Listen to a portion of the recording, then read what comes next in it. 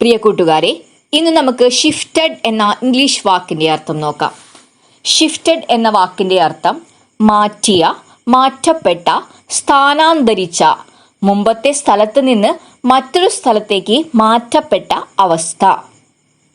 ഇതിനൊരു ഉദാഹരണം പറയുകയാണെങ്കിൽ, they shifted to a new office. ഇതിന്റെ അർത്ഥം അവർ പുതിയ ഓഫീസിലേക്ക് മാറി.